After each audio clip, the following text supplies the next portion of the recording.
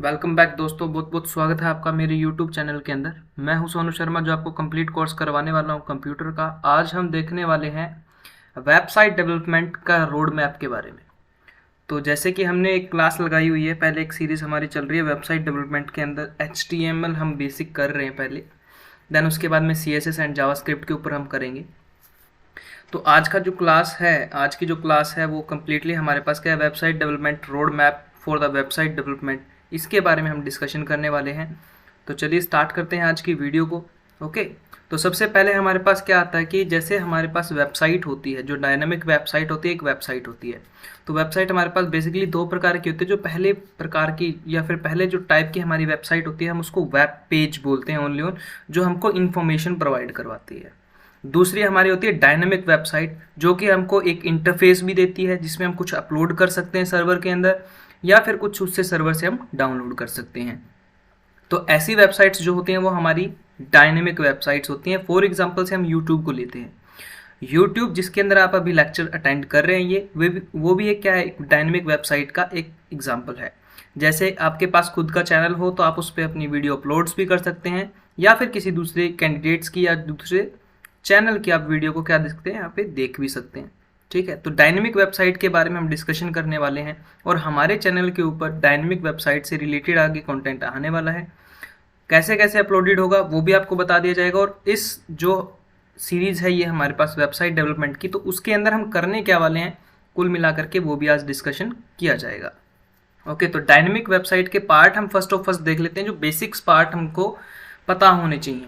ठीक है, सबसे पहला आता है हमारे पास front end development. Front end development जो आप देख पाते हैं आपकी स्क्रीन के अंदर, जो आप देख पाते हैं उसको बोलते हैं फ्रंट एंड डेवलपमेंट। जो उसको कंट्रोलिंग करता है, वो बैक एंड से वो कंट्रोल होता है, तो उसको बोलते हैं बैक एंड डेवलपमेंट। और दूसरी उसके बाद में हम देखते हैं, जब इन दोनों को साथ में अंगेज करके किसी चीज़ के ऊपर अप्लाई किया जाता है तो उसको हम बोलते हैं फ्रेमवर्क। फ्रेमवर्क के बाद में बैक एंड फ्रेमवर्क अलग होता है, और फ्रेमवर्क के अंडर में आता है बैक एंड फ्रेमवर्क। आगे हमारे पास UX and UI interface designings होती हैं उनकी। जैसे कोई यूज़र आता है डायनेमिक वेबसाइट पे विजिट करने के लिए, एक लॉगिन आईडी पासवर्ड्स होते हैं उसके, और उसका जो इंटरफेस होता है उसको डिज़ाइन करने के लिए हम इस डिज़ाइनिंग को पढ़ते हैं, UI and UX designing. And उसके बाद में जैसे हम देखते हैं यहाँ पे, तो हमारे पास जो नेक्स्ट आता है वो आता है हमारे पास वेब एपीआई।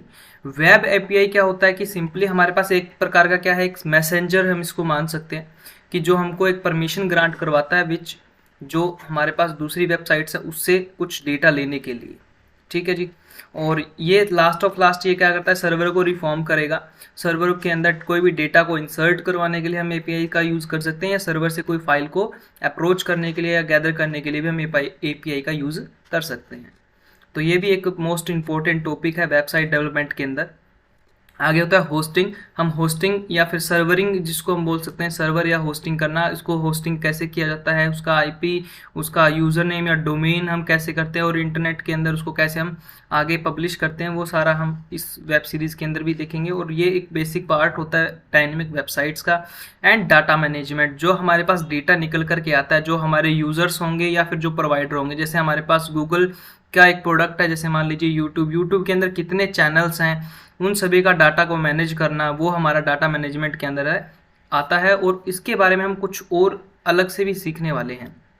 ठीक है, जैसे वेब एपीआई है, पहले हम एपीआई के बारे में डिस्कशन करेंगे, फिर हम वेब एपीआई के बारे में डिस्कशन करेंगे। तो चलिए अभी स्टार्ट करते हैं। हमारे पास ये हमने देख लिए डायनेमिक वेबसाइट के कुछ बेसिक्स पार्ट। जैसे जैसे हम कंप्लीट कोर्स करेंगे वैसे वैसे आपको बता दिया जाएगा कि कैसे कैसे हम आगे वेबसाइट को डेवलपमेंट करने के लिए कौन कौन से स्टेप्स के हम अप्लाई करते हैं।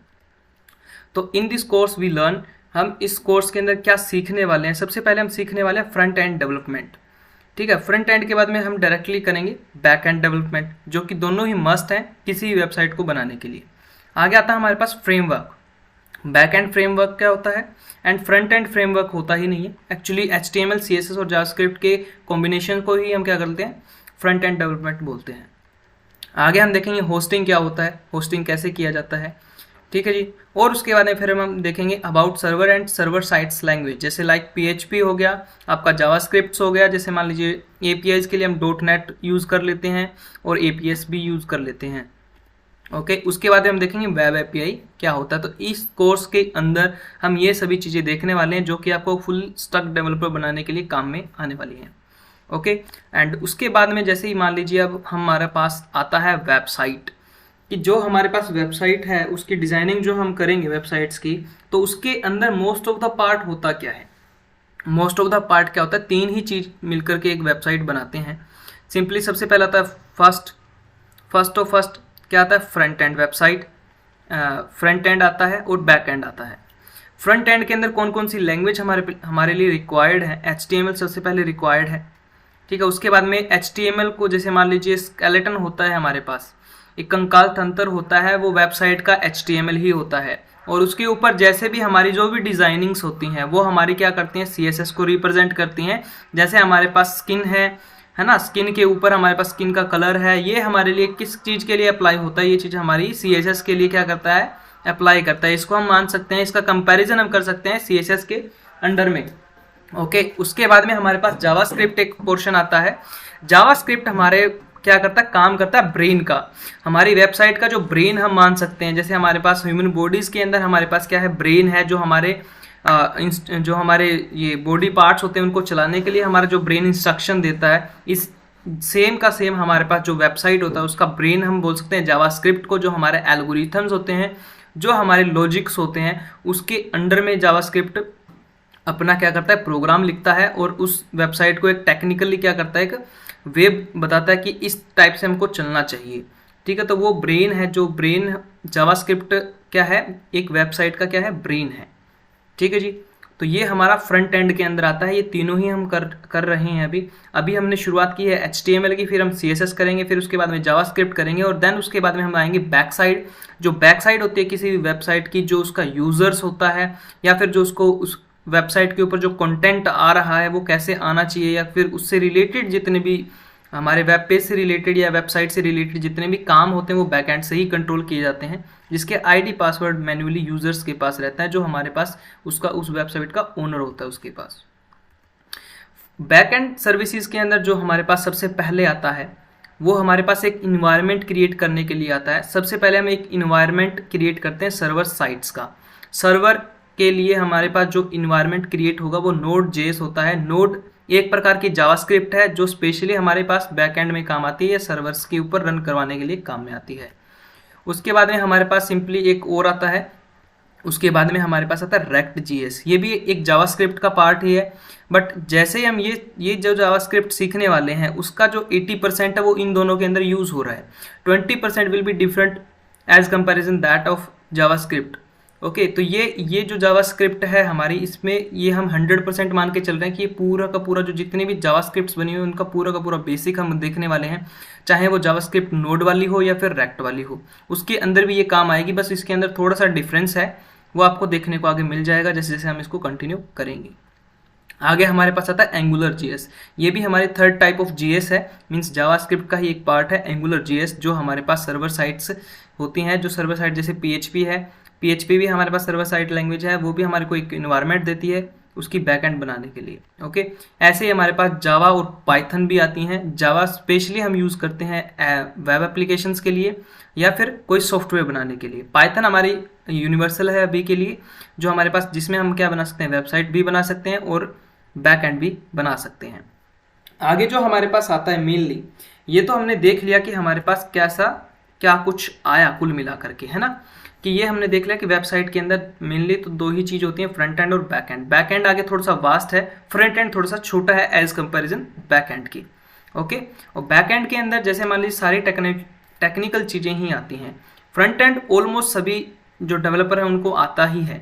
बैक एंड स्पेशली थोड़ा सा रिकॉग्नाइज करता है हमारे जावास्क्रिप्ट्स को, पाइथन्स को, या फिर एल्गोरिथम्स या अपने लॉजिकल्स यूनिट्स को, जैसे जिसमें आप अपना कोड अपने डिज़ाइन कर सकें। जैसे आपने कोई लॉजिक बनाया, लॉजिक के अंदर आपने उसको कोड में बनाया, कोड में बनाने के बाद आपने वेबसाइट पे अप्लाई किया और वो रन हो गया, वो हमारा बैक एंड कंट्रोल करेगा। ठीक है, अगर मान लीजिए आप कोई, जैसे मान लीजिए रिप्रेजेंटेटिव बना रहे हैं, कोई लॉजिक रिप्रेजेंटेटिव बना रहे हैं, जैसे कि जो क्लाइंट हमारा जो यूज़र होगा, जो विजिटर होगा हमारी वेबसाइट के अंदर, उसके पर्पज से बना रहे हैं, तो हम जावास्क्रिप्ट फ्रंट एंड वाली में बनाएंगे। ओके, ये सिंपल सा मेथड है। ओके, आप इसको कैटेगराइज करने के लिए। अगर मान लीजिए मेरी कोई वेबसाइट है और आप हमारे वेबसाइट के विजिटर हैं, तो हम क्या करेंगे, फ्रंट एंड पे आपके जो भी यूजर्स बेस्ड कोई भी एल्गोरिथम होगा तो वो हम जावास्क्रिप्ट फ्रंट एंड के अंदर लिखेंगे। ओके, जो हमारे लिए यूजेस है, जैसे मान लीजिए हमारी कोई वेबसाइट है तो हम बैक एंड्स के लिए उसके प्रेफर करेंगे उस चीज़ को। ओके, तो आगे बढ़ते हैं। आगे हमारे पास आता है एपीआई। एपीआई क्या होता है? इंटरफेस होता है एक प्रकार से। ठीक है, what is a API? API की फुल्ली डेफिनेशन देख लीजिए। कंप्यूटर के अंदर प्रोग्रामिंग होती है, उसके अंदर सेट होता है, सेट ऑफ फंक्शन भी उसको बोल सकते हैं, set of subroutine definitions भी बोल सकते हैं।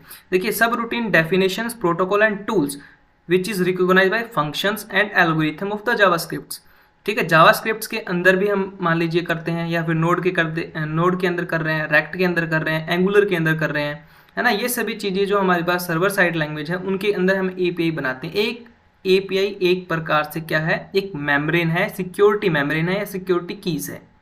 ठीक है, जो हमारे यूजेस आती है। जब मैं आपको इसका एग्जांपल दे करके बताऊंगा, आई थिंक जब आप और बेटर इसको क्या कर पाएंगे, रिकॉग्नाइज कर पाएंगे कि ये एक्चुअली है क्या एपीआई। ठीक है, इसकी फुली डेफिनेशन तो यही है कि एक कंप्यूटर के अंदर प्रोग्रामिंग होती है जो कि क्या होता है, एक सब रूटीन की डेफिनेशंस, प्रोटोकॉल एंड टूल्स के बारे में हमको बताती है, जो टूल्स हमारे सॉफ्टवेयर और एप्लीकेशन बनाने में हमारे पास काम में आती है। ठीक है, ये आपको समझ में आई थिंक नहीं आया होगा, तो कोई बात नहीं, हम एक एग्जाम्पल से समझते हैं। आगे चलते हैं। वर्किंग ऑफ एपीआई की वर्किंग कैसे करती है। देखिए, जैसे कोई हमारे पास कंपनीज होती हैं, जोमेटो, ओला, उबर, स्विगी, ये हमारे पास क्या है, डिलीवरी सिस्टम काम करती हैं। ठीक है, जैसे हम ऑर्डर अपना करते हैं कोई भी प्लेस, तो हमारे पास गूगल मैप का एक ऑप्शन आता है। ठीक है, गूगल मैप का तो नहीं बोलेंगे, यहाँ पे मैपिंग एक ऑप्शन आता है कि हमारा फूड या हमारी ऊबर कहाँ हमसे कितनी दूर है, या उसकी लाइव लोकेशन हमको मिल जाती है। तो इसका मतलब क्या हुआ कि जोमेटो, ओला, उबर, स्विगी खुद का मैप रिकॉग्नाइज करवा रहे हैं क्या अपने सॉफ्टवेयर में? नहीं, वो सिंपली क्या कर रहे हैं, गूगल मैप्स को क्या कर रहे हैं, रिक्वेस्ट कर रहे हैं कि आप हमको वो कोड दे दीजिए जो आपका गूगल मैप का है, सिंपल। तो उसके बीच में हमारे पास क्या आता है, ये जोमेटो क्या करता है या ओला, उबर, क्या जो सॉफ्टवेयर है हमारे पास, वो क्या करते हैं, वो रिक्वेस्ट करते हैं गूगल्स मैप्स के लिए कि हमारे जो सॉफ्टवेयर है उसके अंदर हमारे पास क्या आना चाहिए, गूगल मैप आ जाना चाहिए, जिसमें हम अपनी क्या कर सकें, अपडेट कर सकें लोकेशंस को। ठीक है, उस लोकेशंस के अंदर रिक्वेस्ट करने के लिए जो बीच में मेम्ब्रेन हमने लगाई है वो होती है एपीआई। पहले जोमेटो या ओला या उबर कोई भी कंपनी है जिसमें फॉर एग्जांपल हम देख रहे हैं, हम किसी को टारगेट नहीं कर रहे हैं। ओके, पहले ही वो रिक्वेस्ट करता है एपीआई को, फिर एपीआई रिक्वेस्ट करता है गूगल सर्वर को, जिसके अंदर हमारे पास मैप है मान लीजिए।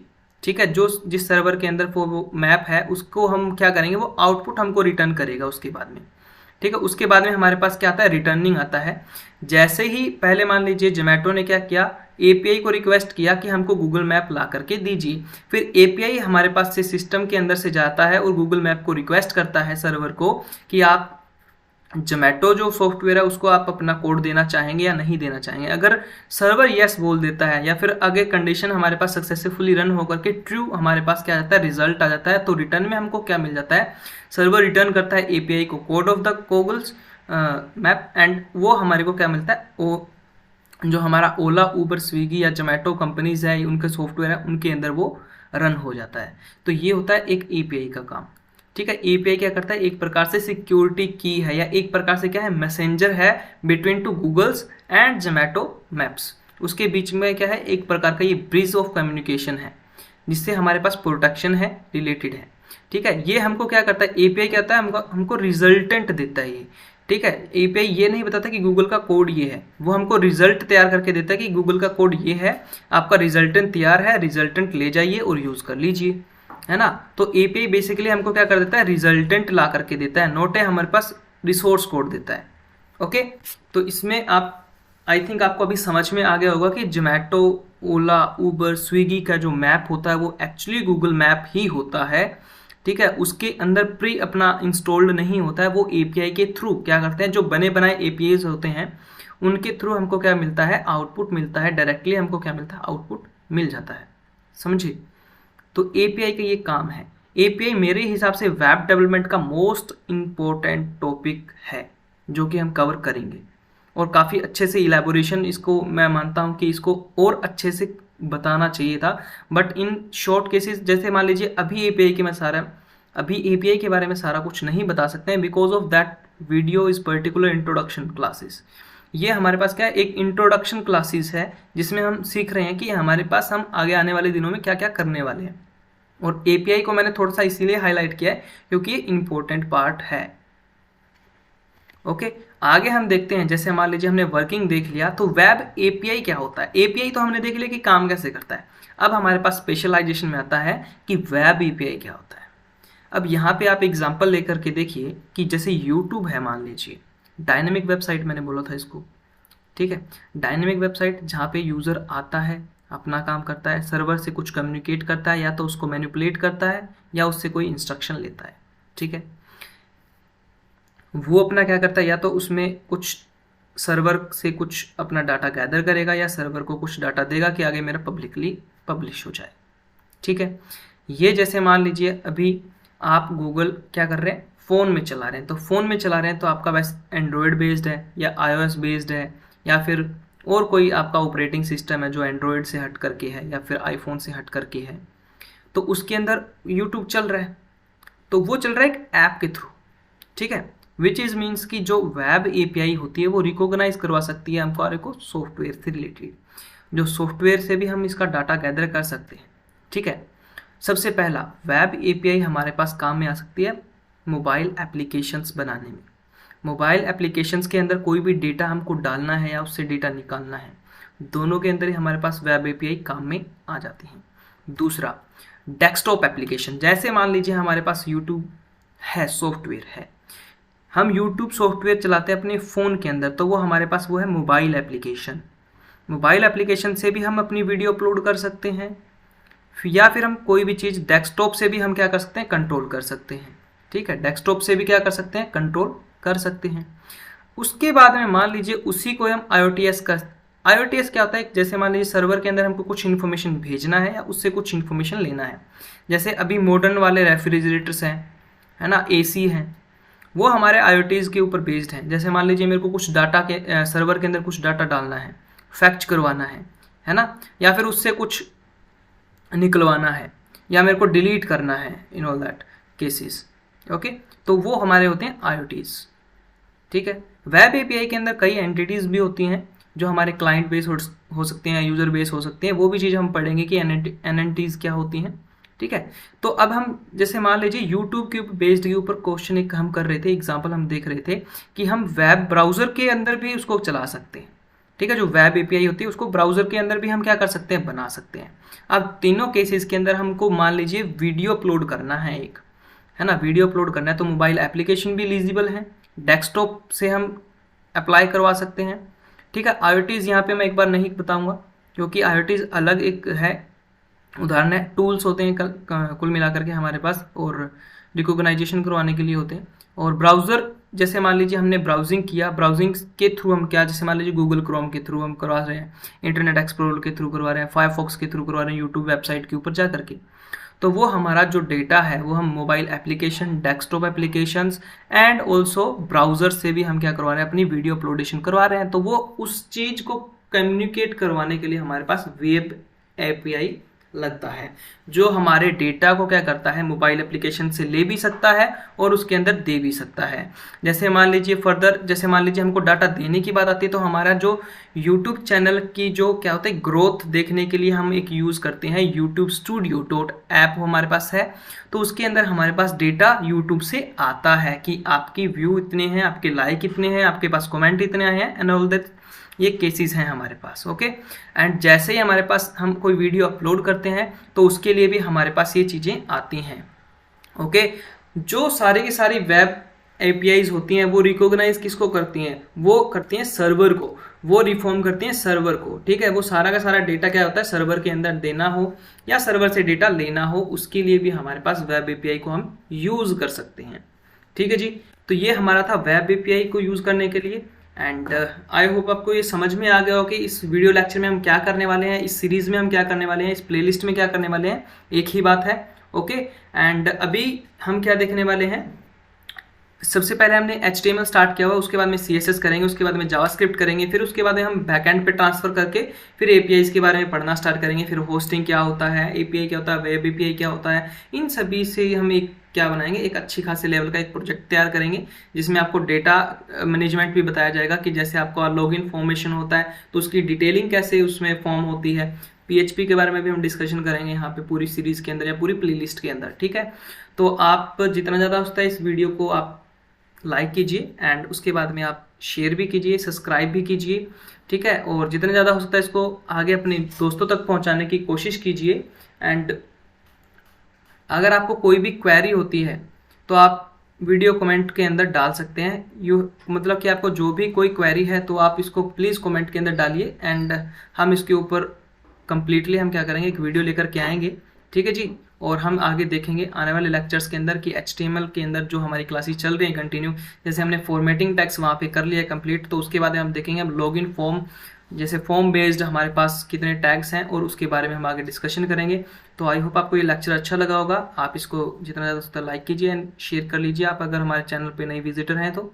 हम मिलते हैं नेक्स्ट लेक्चर के अंदर। बहुत बहुत धन्यवाद आपका प्यार।